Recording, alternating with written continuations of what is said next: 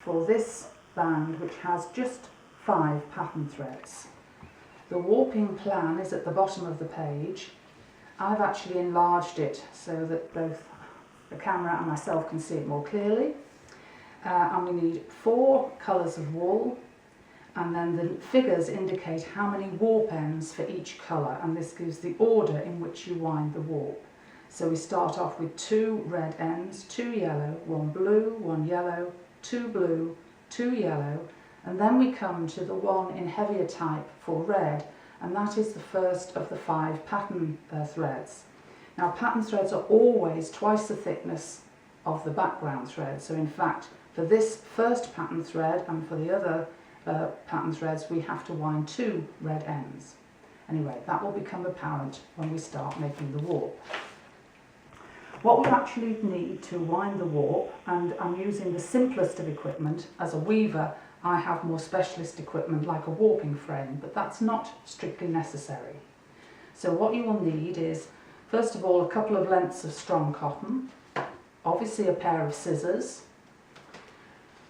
We need these, which are cross sticks. They're just two wooden sticks which I bought in a hardware shop. I bought a long stick and cut it down to length. They're about 9.5 inches long, and I've drilled a hole in each end and put through a treasury tag, but equally a piece of cotton to tie the ends together would be sufficient. We also need the 4 colours of the yarn for the warp, and we need a G-clamp. These are very cheap and can be bought in hardware stalls. The only slight adjustment I've made is I've put a felt pad top and bottom in order to protect my woodwork. Now we need 2 G-clamps. One I've attached over here to the window ledge, and this is in fact where I put it when I'm weaving with my rigid heddle. I sit on the chair with the warp attached here. But to make the warp I need one there and one at the length of the warp, the distance away, and I've attached here to the table a G-clamp to a piece of wood which contains 4 screws.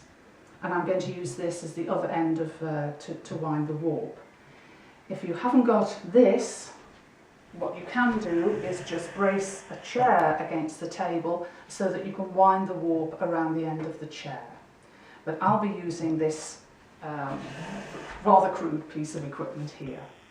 So I'll just clear a few things away and we can start making the warp. So we start off with 2 red ends. So I take the red wool, and to stop the wool bouncing around on the floor I've got a waste paper bin there to put it in, nice clean waste paper bin, and I loop it around the edge here. And I need 2 red warp ends, so I take it to the end here, around here, and then back around there. So it's in a figure of 8. Around here, and all the warp ends are wound in this figure of 8. So that's 2 red ends. I now want 2 yellow ends. So I can take the yellow wool, that in another waste paper bin, attach it at the end, 2 ends, so I go round in a figure of 8, round to the end and back round to here. Then I need 1 blue and then 1 yellow. So I take the blue and attach the blue to this end, because this is the working end of the warp. This will be the end where you start weaving eventually. So 1 warp end, I take it around and leave it at that end, just the 1 warp end. Then I want 1 yellow end. So again I take the yellow thread from round here and wind it to the end, 1 warp end. Then I need 2 blue warp ends. Now the blue is down at this end, so to wind 2 it's a complete figure of 8. So it goes around and then around. And then I need 2 yellow, and again the yellow is round here. So I go round and round for 2 yellow ends. And now I've come to the first of the pattern threads, that's red.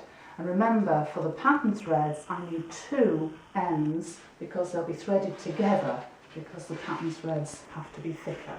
So for 2 ends, it's a complete figure of 8.